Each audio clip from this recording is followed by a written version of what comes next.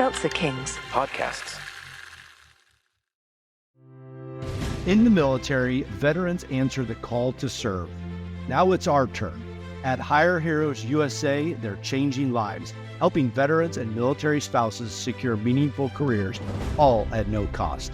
With over 100,000 success stories and counting nationwide, they're connecting skilled veterans with employers who recognize their true value. Visit hireheroesusa.org to access their services or to support their mission. Waiting for the best deals? Spring Black Friday savings are here. Shop early access now at Blinds.com and save big on new custom window treatments. Blinds.com makes upgrading your window treatments easy with free virtual consultations, free samples sent to your door, and professional measure and installation services. Plus, you always get Blinds.com's 100% satisfaction guarantee. Shop Blinds.com's Spring Black Friday early access now. Save up to 40% with minimum purchase, plus a free measure. Rules and restrictions may apply.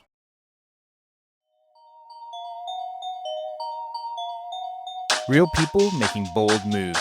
Unforgettable journeys into life's next chapter. This is the Second Act Podcast. Every day is a new chance. Mindset on a new path. Anything is possible. Any limit I surpass. Everything is in my grasp. I got tunnel vision with a pickaxe. Life is more fun when you live like there's no strings attached. Well, we're back. We're back, John. How you doing? Yeah, Michael, it's good to be back. And I'm doing great. Recording days always put a smile on my face just because I get to see you. I get to hear an amazing story from our guest. I know today will be no different, but just, talking to our guest before we hit record, the stories of grit and resilience and, everybody's got a great story. They just got to get out and tell it. And we have this platform here that enables people to do that.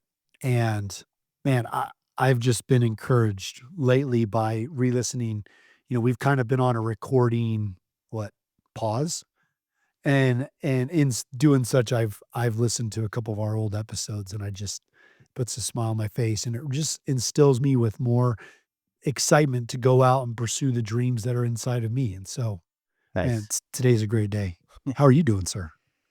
I am doing better than last week. Last week was one of those weeks for me. I don't know if it's because we changed cadence or just a bad week or whatever. And I just felt like I was stuck in sludge. Didn't feel like things were happening at the pace that I prefer them to happen. And I think it was the universe just telling me to take a chill pill, which it's good at doing. And I was in a conversation where someone was asking me things about myself and I caught myself with imposter syndrome. And like, who am I to be talking about this kind of stuff? And it was just all the things that we talk about on this show. Sure. With our guests and among ourselves that just brought it full circle for me. And then this week is starting out great. Lots of things happening already Monday morning, and we have a very exciting guest on. So you just got to go with the ebbs and flows. Yeah. We'll talk about being in sludge. I was in bed last week. Let's be honest. You did the recording by yourself because my whole family was down with the flu. So I've recovered since then as well. So. Well, I'm glad you're feeling better. You look great, by the way, but that doesn't change too much, even if you have the flu. As Paul said right before he hit record, we're all faces for radio. So, All right. Well, we're back on the second act. Do you want to introduce our guest today? And by the way, John, if folks haven't checked out our latest website, secondactmovement.com, it's redone, baby. But we've been continuing to enhance it. There's some really cool features there to discover things that are relatable to you through the stories of our guests. So if you have a chance, head over there, check it out. There's a free guidebook you can get. It's really cool what you can do today with technology and AI. So with that said, do you want to introduce our guest, John? I'd love to. All right, I'd awesome. love to. Well, today we welcome Paul Kent to the show. Paul's journey is one of resilience, transformation, and impact.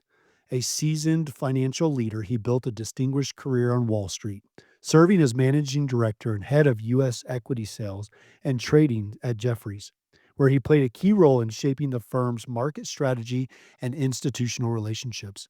He later founded Idlewood Capital Partners, advising emerging investment banks and first-time fund managers. In 2012, he transitioned into social impact, merging his financial expertise with philanthropy to develop innovative approaches to gifting, granting, and impact investing. On December 1st, 2020, Paul made a life-changing decision to undergo a pioneering Ewing amputation, ending a decade-long health crisis. By participating in Dr. Matthew Carthy's groundbreaking clinical study, he not only reclaimed his health, but also gained a new perspective on advocacy and inclusion. Today, as founder and managing partner of the Disabled Life Alliance and executive director of the Disabled Life Foundation, Paul is committed to addressing challenges within the disabled community. Drawing from both his professional background and personal journey, he is pioneering new roles for accessibility, empowerment, and systematic change. Currently residing in Massachusetts, Paul's time outside of championing disability advocacy is spent with his growing family and living each day to the fullest extent possible. Welcome to the show, Paul. Welcome, Paul. Thank you. Good afternoon. As you can see, we're very formal here. You can tell from the how John and I kick things off. So, yeah, that is an incredible story that we want to dig into here. But we're super excited to have you on the show and share that with our audience. We're so formal that I have to mess up philanthropy and stumble through the bio. It's That's how professional we are. they're tongue twisters. It's all good, right? It's all good. Michael likes to give me the bios that have big words because he knows I was a Marine, and I'm only good at small words. So, See, thanks, I don't Mike. get those jokes as much as Marines do, but Well, Paul gets it. He's got a son that's in the Navy. So okay, all right. we had some, Navy, Marine Corps, Air Force, Army banter before you jumped on. So he gets it. Nice. And we know there's plenty of that, right? That's right. I love it. Well, Paul, I had the privilege of meeting you just before we hit record, but so intrigued by your bio and so intrigued by, I told you before that the pictures behind you tell amazing stories. I know every picture has an amazing story behind it. And it's so great to have guests on with these collages of so many family photos. But before we got into recording, you were telling me about your two boys and a little bit of your life. But let's start at the beginning. Beginning of Paul Kent's life. Where did you start? Where did you grow up? Yeah. So I grew up in Southern California, in Long Beach. I was one of 9 children. I was the 6th of 6 boys and 7th overall. And as you can only imagine, right, an Irish Catholic family with a pretty disciplined father in terms of the approach, and the mother that had to counterbalance it. As you grow up in that, each one of us 9 found our own little identities. Mine happened to be a little bit of a troublemaker. So as I said earlier to you before we started recording, negative attention is better than no attention at all. And I wasn't either smart enough or accomplished enough to get the positive one. So I pursued that path. But that also kind of like almost defined me in a way of how I approach life and how I took on challenge and took on risk. Ironically, I ended up on Wall Street with a pretty good risk reward profile, if you will. But, was your typical growing up, enjoying the simple things, with 9 kids, there wasn't a lot of economic means to go travel the world. So you did it through stories and recounting things and visitors and visits and all of that. But it was spectacular. It was part of like all of us, right? It helps define us, helps us find out where we want to rebel and where we want to focus our energies. So it was great. Paul, you 5 older brothers and you're one of 9. Were there some learnings, not just from your parents growing up, but from your siblings? Because I imagine that spans a period of time. What are some of those things that either caused you to be slightly more rebellious at times, or that sort of got you back on track that maybe people would want to hear about? Yeah, I think it did both, right? Yeah. You tested your boundaries, right? The bumper rails were pretty far and wide, but you not only had parents, but you had siblings that took an interest one way or another in your outcomes. So it learned, you learned a little bit of resilience, right? You learned a little bit, you learned how to enjoy yourself, right? Also, as well, is not depend upon your siblings or your parents. Or independence was a very important part of all of ours. All nine of us are unique and different, and but share a commonality, right? So I wouldn't change it. Yeah, living in a bunk style room with some older brothers, and being the younger one taught me different lessons, right? But you grow up, and those are a big part of your story too as you talk about it. And yeah, it really does set up resilience. It set up independence. You would think with all that around you, you would have almost the opposite, that you'd have bubble wrap around you, but you really don't. And to find yourself was a real important task. Yeah, I feel like I've been saying this often recently, but who you are today, you can't change. And why would anybody want to change that? Because if you change one thing from your past, it changes everything. Just one thing. It doesn't matter how big or small. It changes the trajectory of everything. And all of those influences and events and experiences that you had, good and bad, sort of brought you to this point today. And I would love to hear how all of those moments sort of manifested into this like catalyst into Wall Street, and like how some of that started to form. Because Wall Street, as you said, is gonna have some risk tolerance there. Yeah. No, again, you're pursuing things. Whether you're younger and you're pursuing athletic endeavors to compete with your brothers and the levels that they set, academic, which wasn't one of my strong points, but some brilliance in the family that you would pursue that.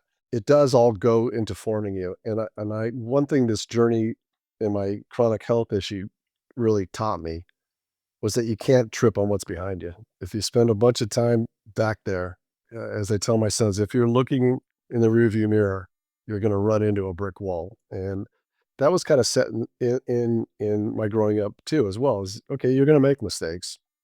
You're going to move on. You have to, man up, whatever you want. All the old school kind of sayings are true one way or another. It's how you take them. But it definitely, you know, look at you got 5 older brothers. You're like I joke around. You are second base, not playing second base, right?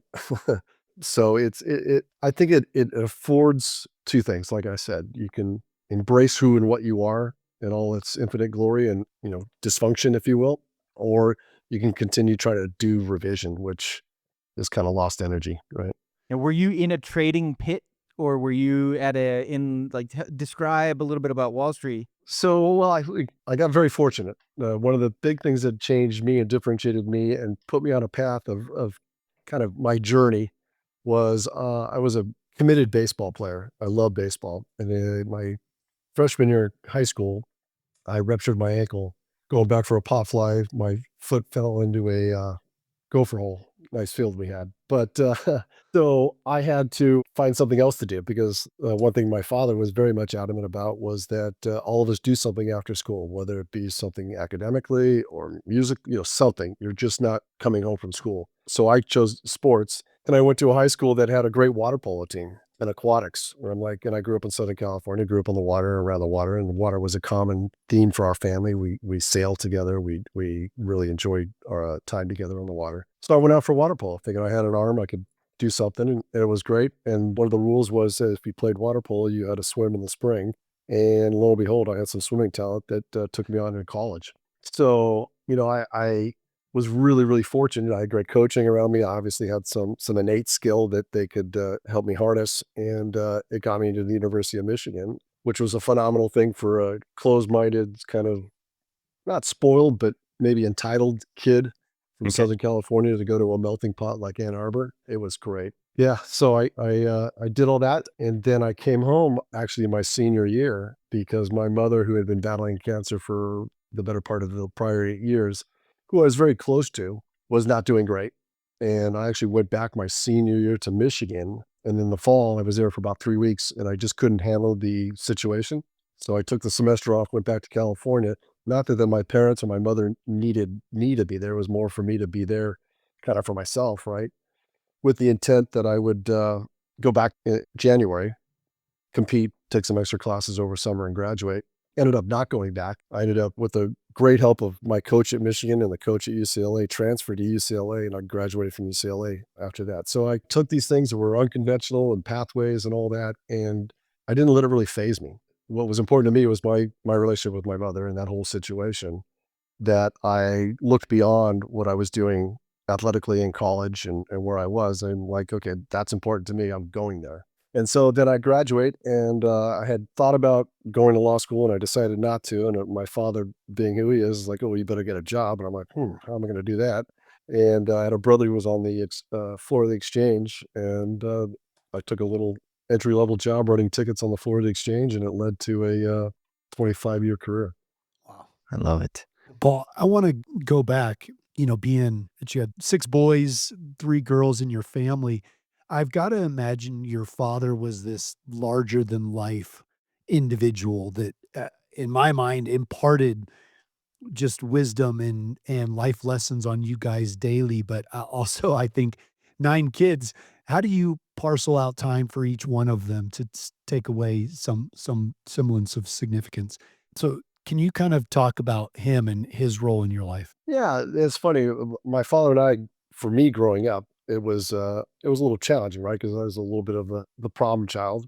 Uh, Most of my family went through parochial school. I got kicked out in fourth grade, that kind of thing. So I think, for just looking at the numbers, he's like, okay, one troublemaker is not so bad, right? But it was during my mother's illness in the subsequent time, because just after I graduated, she had passed, and my father was at home alone. So it was kind of like, okay, I'll move back in with him, and that really set off a period of redefining our relationship. But yeah, he worked his butt off, right? He did what he needed to do to take care of the family. It was phenomenal, husband to my mom, and a great father. And he did have the bumper rails were up pretty tight, right? But learn how to climb over them or move around or go to another lane. But the later years were post college and career building. He was very supportive of my career, and we got to know each other very well on a much bigger level. And I kind of, when I became a father, I'm like, you take that from our father role, right? You take what Yeah, you, sure. and then you modify a little bit to bring in. And I just thought to myself, okay, the one thing I could probably do different than my father did is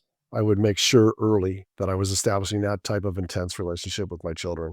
Rather, no blame to him. 9 kids, like you said, the pull was pretty hard, right? So I committed myself to that with my sons. Now, did the universe grant you a rebellious child to deal with, like you were to your dad and mom? Well, no, actually, both my sons have done a really good job of doing what I've asked them to do rather than what I did. The great thing is my mother had passed, and my father was a very big part of my sons' lives as well. Nice. But he was not all that helpful because he kept telling my kids stories about me in high school and this and that. And I'm like, Dad, you're not helping here. You're giving them some latitude that I'm not giving. So, but it also, you know what, it was great because he would tell those stories, and my kids would take interest. And the best thing you do with your kids is not BS them, right? Is treat them a little bit older than you probably think they are at the time, in topics. And we even, so much so is that, I've been journaling since I was 14, and I've got a bunch of journals, and during my illness, my younger son especially is like, I used to get worried about what was I gonna leave them, right? Because I think I told you before when we, went on air and we were talking. The struggle was real when I was sick for that decade, and when your identity and your wealth and all these things are going away, you kinda wonder what you're gonna leave your children, right? Am I gonna leave my children a chronic reminder of my mortality, eroding the future that I had saved and created for them? And my youngest son just said, "Hey, Dad, I know you're worried about it, but just make sure we get the journals." Because they were curious. They knew that I had lived Yeah. this, and they had lived with me this whole life of crazy, Wall Street, flying around on private jets and doing stuff like that to everything else, right? So it's pretty cool. It's pretty funny. So now every once in a while, I'll let them get a journal, go to an entry, and because they're chronologically kind of stored, and I'll read the entry, and if I think it's something we can talk about, we talk about it. Wow. And if not, it's for another time. But That's amazing. yeah, we're very, very, very open, and you have to be that way when you go through a life-threatening chronic illness type of thing. I'm thinking about that scenario, Paul. If I were left the option from one of my parents, like what would it be? And that would be a really interesting thing to almost look back in time, because you're making a very personal note about a very personal experience at a very specific point in time. So it's a window into the past, and it's a reflection of who you are that may or may not reconcile with who they think you are until they read that, which is like a really interesting thing. Is there one thing from the journal, having looked back at any of them, that you're willing to share with our audience? Oh, there's lots. I mean, this could go on forever. This Oh, could be, all right. All but right. to back to the journaling kind of concept. It's much like I'm 61, right? So it's much of what I have, or in fact, I was just looking through a lot of old photos, right? And my mother was pretty good at scribbling on the back what it was, who it was and what it was, right? And we're talking back to early childhood and all these different things. Well, pictures are a moment in time. A journal entry is a moment in time. And yeah, I look back when I go back, and I do go back sometimes and read different entries and be like, wow, that was me. That, wow, could be great. Wow, could be a Right. pretty Right. dark place. So I think, yeah, I mean, we do that every once in a while. We'll do that, that exercise of reading an entry and talking about it, or a point in time, different milestones, hard ones, easy ones, fun ones. It's amazing when you do, right? It's amazing for everybody involved. And I think that's a big part of what society's kind of missing right now too, is this storytelling stuff. Yeah. Everybody's got a story. Everybody has a story. Yeah. And all the stories are great. I mean, people want you. I think we started out talking about authenticity, and there's sort of indirectly the vulnerability of sharing your story. But the more people that are willing to do that, the more they're actually helping society, because there's somebody out there that needs to hear that. And it's interesting you bring that up, because that's where I am now. Obviously, I have this kind of amazing story, right, of the last 4 years. And now people understand how I got to this point, right, of being the first one to raise my hand and walk in and remove my legs in a problem, right? And it was really a struggle for me post-operatively to not necessarily tell the story, but to have it want to be consumed so much. But then I realized, you know what?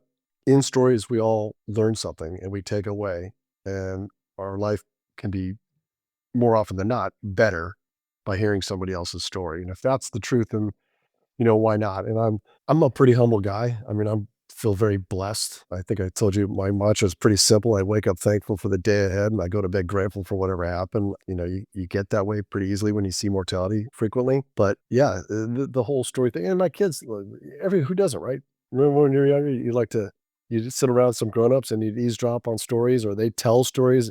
Sometimes you would think it's like, okay, he's going on and on and on, and this wisdom, right? Because Yep. wisdom is nothing more than somebody else's reliving their experience for your benefit, right? So it's pretty fun. This episode is brought to you by Indeed. When your computer breaks, you don't wait for it to magically start working again. You fix the problem. So why wait to hire the people your company desperately needs? Use Indeed's sponsored jobs to hire top talent fast. And even better, you only pay for results. There's no need to wait. Speed up your hiring with a $75 sponsored job credit at Indeed.com/podcast. Terms and conditions apply. 10 years from today, Lisa Schneider will trade in her office job to become the leader of a pack of dogs. As the owner of her own dog rescue, that is. A second act made possible by the reskilling courses Lisa's taking now with AARP to help make sure her income lives as long as she does. And she can finally run with the big dogs. And the small dogs, who just think they're big dogs. That's why the younger you are, the more you need AARP. Learn more at aarp.org/skills. Paul, there's a lot of time that's happened between where we kind of left your story of you getting into Wall Street, following your brother and having him get you into that industry, and all the way up to 2020.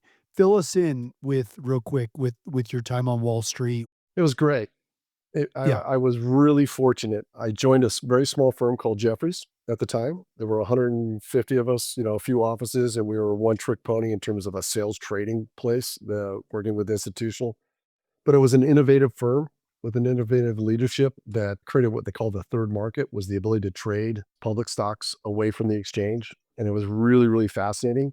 And I spent my whole career there, and I went up the ranks. Right, it was a grind. I was in it when I started. I started in the LA office, and we had to be there at 4:30 in the morning. We were kind of chained to our seats. Breakfast was made for us. Lunches were brought in. Wow. It was a real grind, but a great grind. And it was a big desk, lots of fellow partners out there. And so there was a camaraderie. And then it was this firm kind of us against establishment, if you will. Sure. And then after 20 odd years and more progressive roles, partly because I had such an opinionated idea of how we should be going about our growth and diversification of the firm, I got into senior management. And that was really enjoyable for me to have 240 odd people report into me through a process. In fact, in 2003, I took the senior role of U.S. equity sales and trading. And because I was a single father of two boys that had learning challenges, dyslexia, and other things. They were well situated into their educational programs in San Francisco, just outside of San Francisco Marine, where I was raising them. We were raising them, and when the job was offered to me, it was kind of assumed that I would have to move to New York. And when I said I can't take the job because I'm not going to go to New York, uproot my kids and move to New York, it's just not right. I got some great advice from a senior mentor. He's like, "PK, you're a great dad. If you move to New York with these kids, you're going to be a Disneyland dad. You're going to get on a train at 6:30 in the morning on Monday from Connecticut somewhere, and you're going to get home at 8 o'clock on Friday night." Ouch. And I said, "Not happening." So the So the CEO of the CEO of the company said, said, "No "No problem. We'll problem. just see you See every you." week." Which I'm like, this is before Zoom. So, um, so I would, 48 weeks a year for 4 years, I would jump on a red eye on Sunday Oh, night after putting the kids down and work for a day and a half in New York and get home Tuesday night and then work the balance in San Francisco with travel to other places as well. But it was great because the firm was growing. We went from 150 people and a one trick pony to a multifaceted 4,500 partners global bank. And it was also then that my sons realized, even though they were younger, the commitment that I had made to them. And in fact, my retirement from that was predicated on one of my sons, my older son, saying to me over Thanksgiving one year that, "Dad, you're always tired. You're not as much fun anymore." And it hit me like a oh. ton of bricks. I'm like, How old is he at this time? Robert was probably seventh grade, something like that, sixth, seventh grade, middle school. Yeah. And that was 2007. And my older sister's been a pretty good confidant of mine. I'm like, "God, can you believe Robert?" And she goes, "Well, what are you doing, dude? You are kind of killing yourself. What's the means here?" And so I went one of my trips back. I said, "I'm retiring," and I did that. And I retired in 2007 from the firm. It wasn't a hard decision. It was premature on a lot of reasons, but it was for my kids. So I spent the next 2 years with my kids, enjoying and solidifying that. And then that's when my health journey kicked in around 2009, 2010. So it was actually fortuitous that I chose that time to Wow. commit to my kids. Michael and I talk about from time to time how so much truth comes out of the mouth of children. Their ability to condense the truth down to just as few as words as possible, but Yeah. impact you so well. Yeah, kids now in my journey now, I've got these really sexy legs, and I wear shorts. I took a picture yesterday. We got 6 inches of snow in Boston, outside of Boston, and I'm in my flip flops. I wear flip flops on my artificial feet, and kids are curious. And they'll come up, and I was at a Super Bowl party yesterday afternoon, and some kids are like, "You're like a robot." And I'm like, "No, I'm not a robot. I'm a cyborg, guys." They're like, "What? What?" But it's something just like storytelling. This journey it is something that's missing in society, is the ability to be curious. Everybody's so worried about it, how they're expressing their curiosity. And I certainly get that, right? But boy, once we start lose the ability to be curious and learn, we're all in trouble. The So good. purity of their thinking and their questions, youth, Mhm. and what they say to adults are such sort of lightning rod event to bring you into the present and understand what's important. Because the stories we tell ourselves, like, "Hey, I gotta work all these hours to climb the chain, to make the money, to give back, to give all the stuff for my family, but I'm never there for my family." It just takes your kids to say, "Hey, you're not fun anymore. We would like to have you here for us. You can't take the money to the grave with you." Essentially, is what they're saying. And it's funny you say that, or ironic that you say that, because looking back on it, if I hadn't retired in '07 and I still got sick in 2009, 10, I wouldn't have had that window of reaffirming to my kids and re-engaging Sure. with my kids that I had. So that period allowed us to navigate a decade of headwinds that we could get through. So it was pretty spectacular. I mean, in just in looking back on it that way. And you're right, kids. I wish we could all, you all hear about, your inner child and all these other things. It's true, when you get so worked up, and I did. I was very competitive. I was competitive swimming. I was competitive, so a bad meet or a bad trade or a bad this, you wore it a lot longer than you should have. And kids, they fall, they cry, and if nobody listens, responds to them, they get back up and they, get back on that swing or that bike or whatever, right? It's Yeah, I mean, I think all three of us are, just based on our past, one could probably infer that we're very competitive people. But it takes, I don't know, a series of life events, a life event, a comment from a kid, just, your mind starting to wander and you realize, like, hey, my head's not in the game anymore. Whatever the thing is sort of like that awakening moment. And it's like as you start to peel back that onion, you're starting to say, hold on, like my whole life I've thought this is what success is. This is the track I should be on. This is how I should think about things. If you're willing to say, was I wrong? And then explore that. I think that's a really interesting exercise for people to go through. I totally agree. And the faster you do it, the better off you are. And so at times I was a very slow learner, right? And it makes it harder, right? And you look back on it and you go, that was kind of silly, right? That was kind of dumb. Life is that's what it is, right? Just gives you yeah, that's why I feel very blessed to have gone through the journey. I think I told you before that I'm pretty lucky, right? I'm 61, I'm alive, I'm living the best life I've lived and arguably lived, period. But it's with such gratitude that things roll, right? We talked about identities, right? Obviously, my W-2 and my retirement accounts and all those things, right? Flush from Wall Street and everything else. You're thinking, oh, that's who I am, and you buy into it, right? You buy into it when you can Sure. go buy a second home and have lots of relationships. But it started to when I was sick. It started to get to me, and I come up what I call the eulogy effect.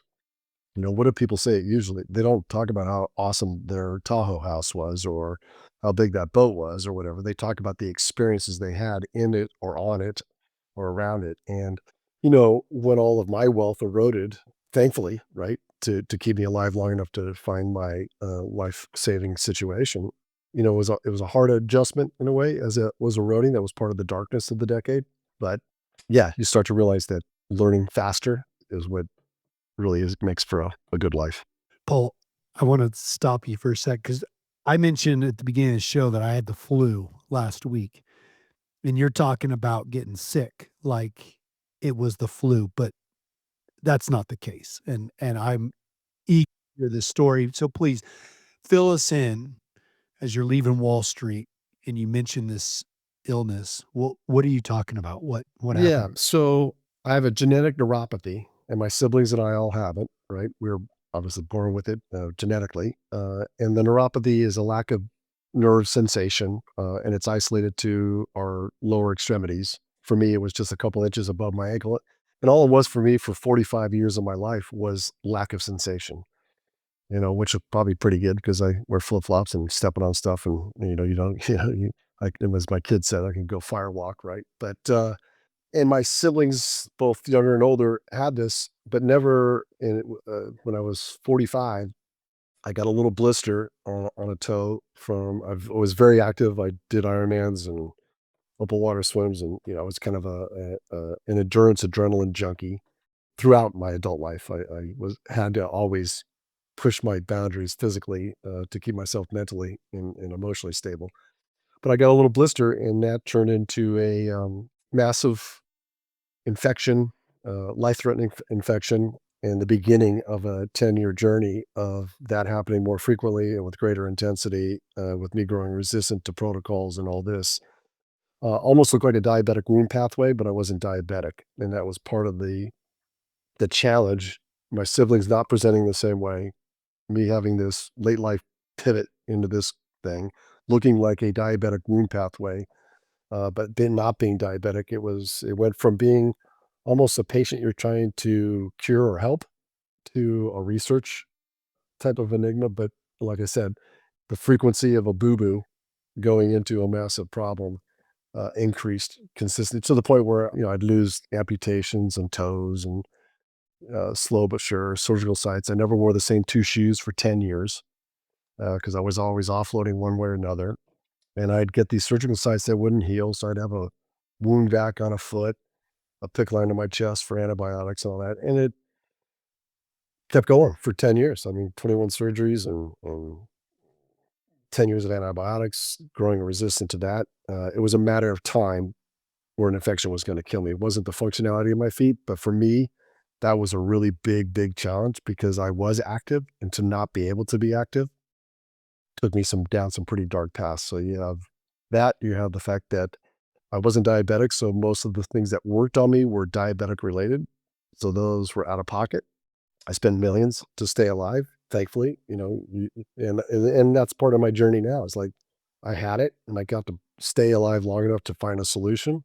Many people don't have that, right? So yeah, so couple near death experiences and realizing and all of that, suicidal thoughts, you name it. It was that dark period, and you hear that through people who have chronic illness or Sure. fighting something, and it doesn't have to be a physical illness. It can be an emotional, mental trauma.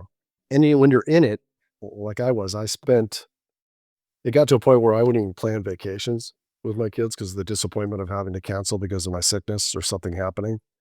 So I stopped living, thinking out going further, Yeah.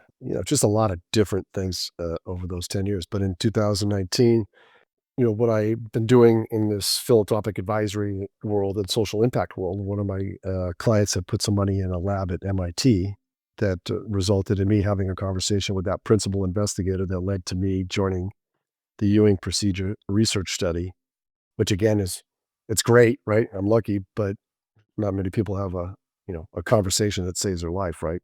And I was searching for 10 years.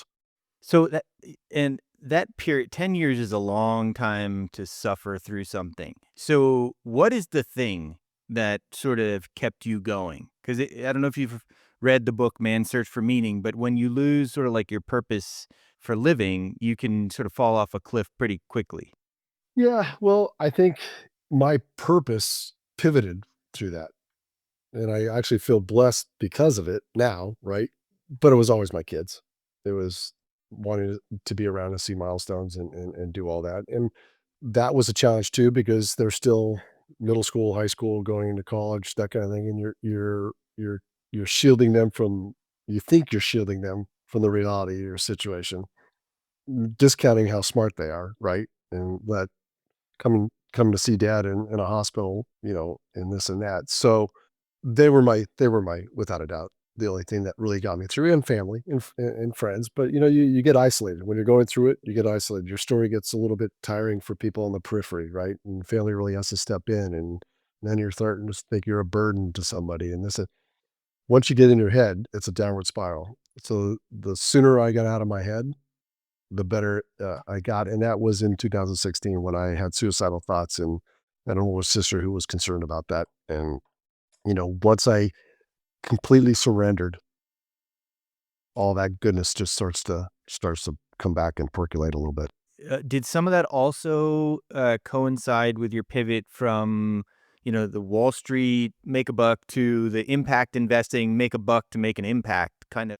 Yeah, I think you're spot on. I think it did help me just unknowingly that I was Okay. around all these people that were trying to solve various societal problems, whether it be social justice, climate, you name it, right?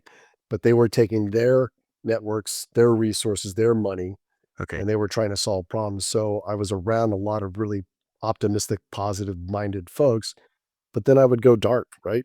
I'd get sick. I'd be in a hospital for 3 months, and people, I'd try to get to my laptop after 4 weeks and see where people are going. So, but yes, it definitely, I was very fortunate. Not only did it save my life because of a conversation, but being around that positivity, hung out and being around a community and family that, I knew were looking out for my sons as well.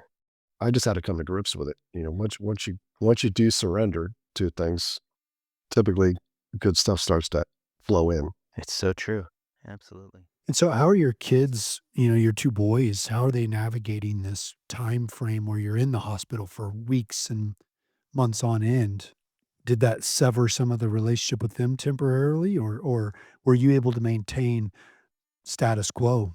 No, it wasn't status quo, but definitely a relationship, and it took on a little more intensity, right? Probably than what you would ideally want your kids to be going through in high school and college. It definitely brought us closer together. My younger son, especially because he was home for the later years of pretty gruesome, you know, visits. One time I came home with a PICC line, a wound vac, and a feeding tube, and it was just too much for him. But it was great because he could Yeah. say, so here's a kid in high school, a young man who thinks he's got to be taking care of his father and doing stuff like this. And he said, it's just too much. It's great, right? The strength that a young man can see, that vulnerability, Sure. and expressing it is good. So you got involved with this clinical study. Was that through this, and you said it was through some of the conversations you had been having. Once you get plugged in, do you think this is it? This is the answer I've been looking for. Does it start to provide some hope? Does it start to create, the light at the end of the tunnel for you? For sure, because in 2018, I had a pretty serious episode, another one, and my team of doctors that were caring for me were great out in California. The neurologist that was kind of around the whole thing was looking at doing some experimental brain stimulation stuff to see if they could reignite the pathways and this and that. And after I had lost all my toes and had these really deformed feet that were not really worth, and the infections was the biggest thing. The infection risk of me dying from an infection was becoming more and more acute. I said to my team of doctors then, I'm like, let's just take these things off. They're gonna kill me. And they're not great. The response was to send me to a psychiatrist. I went to a psychiatrist. She read my medical records. We had a conversation or two, and it makes perfect sense. But then try to find a clinician who will proactively remove a limb was really a challenge. The irony is in 18, I knew that taking my legs off was going to prolong my life. So when this chance conversation happened in late 2019, it's like, okay, let's go. Right. And I think I scared the doctors, Sure. the team that were running. They're like, you seem pretty excited about this. So, but once we got the whole journey, Yeah. they got the whole script on it. So the idea was in January of 20, the idea was because I was going to be an elective participant, they call me non-traumatic. My trauma was 10 years in the making rather than overnight or, at a moment. We scheduled my preoperative work in Boston. I was in San Francisco at the time. We scheduled my preoperative work for the first week in March. And because it's research and there was a lot of stuff, there was a lot of, studies, work, biobank, the whole thing. And then I scheduled my surgery for just after my younger son's college graduation. And then the pandemic hit. So that almost took me into a radical tailspin Sure. because every 4 to 6, 7 months, I was in a hospital with an issue, and I'm going on 8 months without, so it's just a matter of time in my mind now to get postponed, and because it's research, it's elective from a scheduling perspective. So I had to wait. I had to wait, and I had to try to stay alive like everybody else was during the pandemic, right? But I had this other thing going on. And then in late July, Dr. Carty called me and said, "Hey, how fast can you get out here?" I said, "I'll see you next week." We did the pre-op. The first scheduled available time for the surgery was December 1st, and I had an ongoing issue with one of my feet. And when I was out here in the first week in August, he's like, "I got to be straight with you. This is perfect. You're the perfect candidate for this. We're really hopeful." He goes, "You got a problem. If something happens to you when you go back to California, and you have medical care, you're out of the surgery. You're out of the study. So I quickly got things in order, talked to my sons, explained to them. At that point, I was debating whether to come here, and be here through the surgery for 6 months and then go back to California. And my younger son's like, Dad, you wanted to get out. You wanted to get out of California. You wanted to try something new. You were stuck to your home in San Francisco because of your health. Why don't you think about, and I'm like, okay, great. Because the irony is my father was from Hingham and my mother was from Brockton here outside of Mass or outside of Boston. So it was almost like a coming home type thing. But I boogied and I drove cross country, cleared my head and stayed with some friends and found a place and prepped myself for surgery on December 1st. And I was staying in an Airbnb the night before with my sister, and had to get up like at 4:30 to get to the hospital. And I brought two shoes with me. Like I told you, I'd never worn two shoes for 10 years. I brought two shoes and I stuffed them on my feet. And I walked a little less than a mile from the Airbnb to the hospital. My sister's like, "Why are you walking?" I'm like, "I just want to walk." I walked and it was great. It was, I got up to the hospital and lost it when I saw my sister. I knew I was doing the right decision and I knew I was in a great place when the security guard at the hospital opened the door and said, "Welcome, Mr. Kent." You just knew that if he knew what was going on that day with me, that everybody. So it was magical. Went in 16 and a half hours later, came out without my feet and without my problem. And I think, Paul, you shared with me offline a really interesting part about this story in general is that you're the beneficiary of another sort of tragic event. Like the experimental surgery came out of, I think it was the Yeah, Boston the Boston Marathon bombing. bombing event, Yeah. right? So all of Oh, the wow. brilliance that I was afforded surgically, rehabilitatively, even prosthetically, a lot of developments all came out of the Boston bombing. And so that's why it was very important to me as soon as I got on my feet and got going that I run the Boston Marathon to Wow. support and let those folks know that had that horrific day that a lot of goods come out of that. And there are people like me that are for eternally grateful for their loss. Was there a particular person or a case that came from that event that started? No, this was kind of started a little bit before, but not just a thought in that Okay. same principal investigator at MIT. He's Yeah. very much world renowned, Dr. Hugh Herr, in the biometronics. So he's about the artificial meeting the biological and the interface neurologically. But that bombing and partnering with Dr. Carty brought it into a clinical surgical research project. Yeah, it feels great for me because obviously I've been given my life back. It's been liberated. My sons and I went through that surgery and it was liberating for them, right? They now know that my mortality is off the table. Although they tease me that this new lease on life is going to kill me because I'm doing so much stuff. But for me, it's really exciting because it's advancing science. So like now they've taken the same, special surgery, right? That was experimental to begin with. Now it's routinely executed throughout the country and the world. Our doctor's been able to go and revise limbs that Wow. have been amputated in the traditional way that have this phantom limb pain, which is real, and a lot of our veterans suffer from it because of the horrific amputations they underwent, the nerve damage. This procedure is allowed for the revision and to get our veterans relief from that phantom pain Oh, and get them nice. off opioids. So Oh, that's there's a awesome. lot of things, science does pay forward and goes forward, Yeah. and Yeah. It's amazing. that's, another reason to tell a story. So I say Boston strong led to Boston brilliance, and I and a lot of people around the world are alive because of it. As somebody who's a beneficiary of this experimental high impact surgery in your life and an agent of change and an agent of hope at this point, how are you parlaying that into the Disabled Life Foundation and the things that you're doing right now?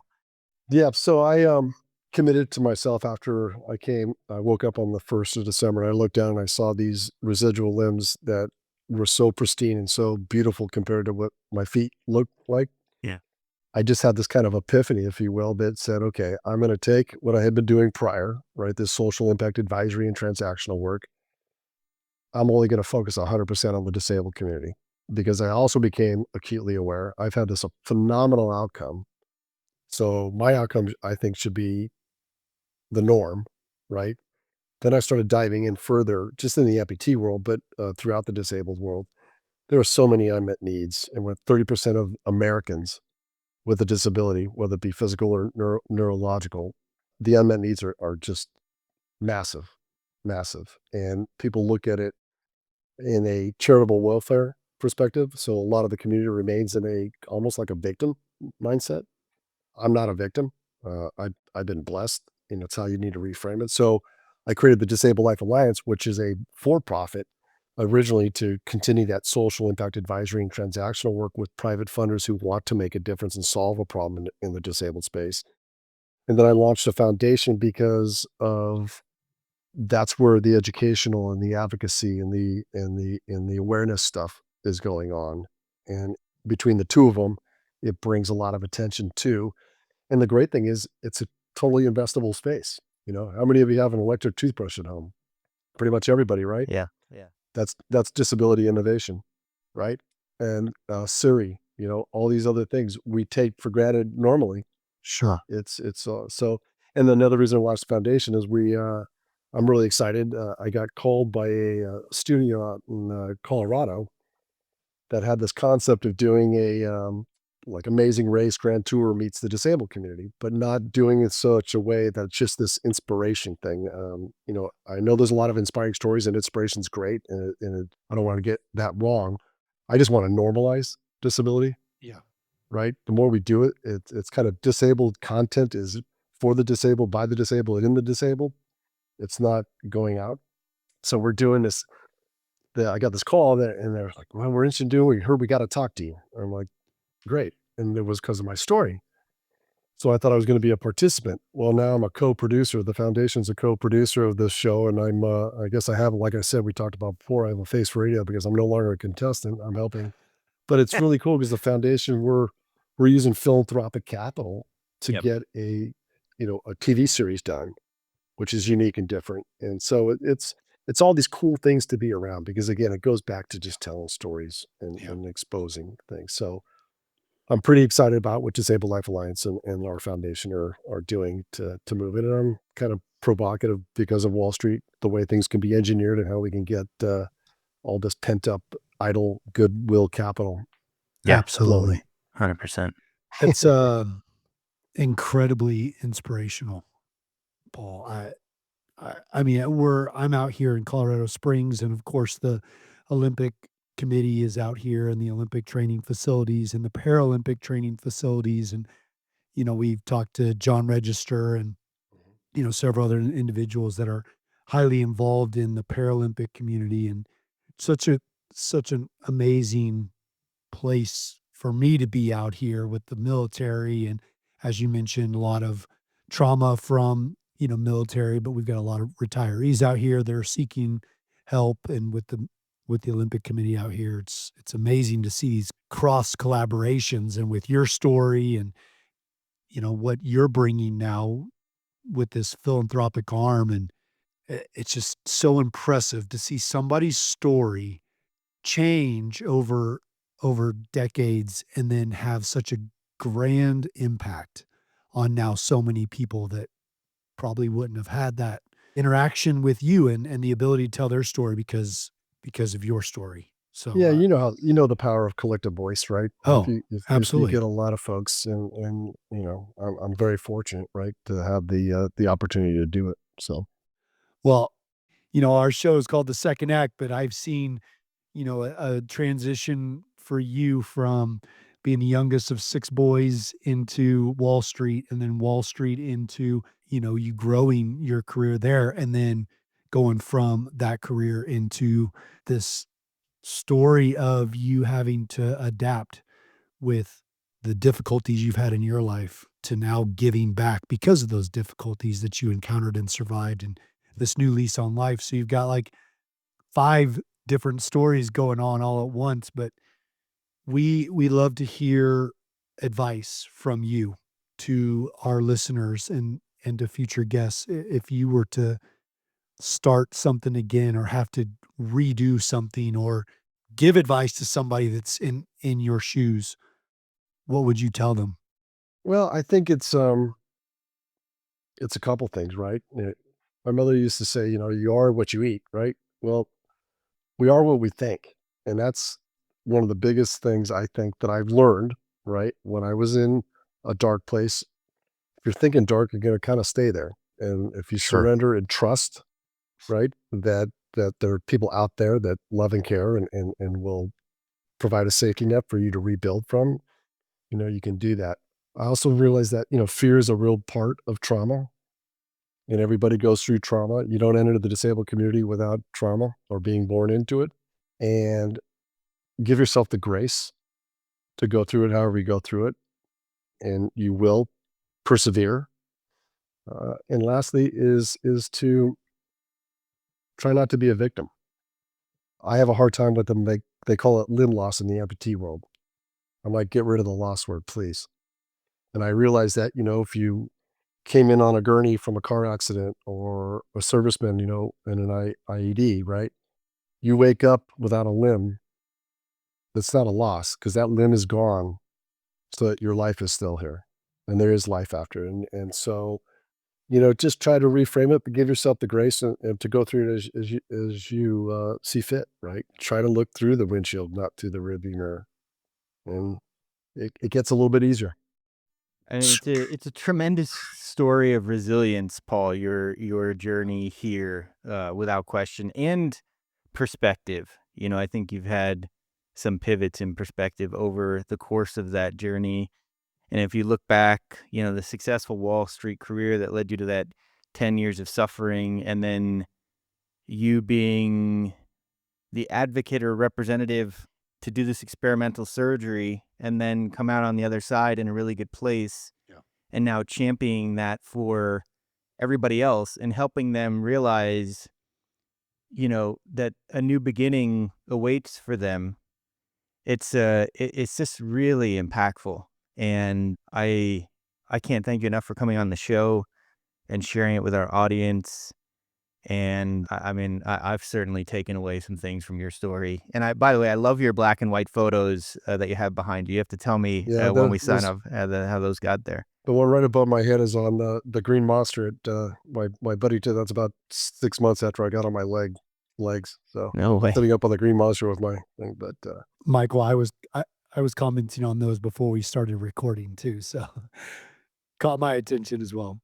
I thank you guys for helping tell these stories of lots of folks of just getting stories out there because there are nuggets and they're all personal and I think it's important to just put them out there, put stuff out there. Be your authentic self and see what happens. I mean, you can tell I exude a ton of gratitude. Well, like I said, my kids worry about what I'm doing these days. It's going to kill me, but I'll tell you, it's a lot better if I fall off a mountain trying to rock climb or ice climb or something than it is sitting around waiting. So I applaud you guys for telling these stories and getting them out there. Thank you. Yeah. Thank you, Paul. If people want to hear more or want to reach out to you, what's the best way for them to do that? Well, so I've chronicled my move from California in the journey since on Instagram, which my Okay. youngest son is like, "Dad, you're journaling all the time. Why don't you just put it on Instagram?" I'm like, what's Instagram? But Paul Walk Run there, that's got some pretty heartfelt content, and then Disabled Life Alliance and the Disabled Life Foundation websites, and then just reach out, find me. I love to collaborate and advocate and do all those things. Amazing. Love it. We'll include all of that in our show notes. And yeah, this has been an inspiring, Yep. sort of reflective conversation that, thank you. Thank you, Paul. Thank you Yeah. guys, appreciate it. Paul, I can't express the gratitude we have for you coming on the show and spending an hour with us to tell us your story. And I think there's a lot of resilience in there, and with people that are at the end of their rope, people that have thought that they've come to the end and they can't push any further. I think this is a story that they should give a listen to Mm-hmm. because it will renew some of that grit, some of that fortitude to keep going. The next step, the next page in the story, because it can open up a lot more than they expect, and you're proof of that. So thank you so much for spending time with us today. Of course, thank you guys, I appreciate it. Yeah. Till next time. Yeah. Michael, see you later. See ya. The second act of Michael and John stars Michael Newborn and John Ballinger. The podcast is produced by Seltzer Kings. For more information on the show, check out michaelandjohn.com, or if you'd like to get involved in the conversation, give the guys a shout on their socials at The Second Act Movement on most platforms. Thanks for listening.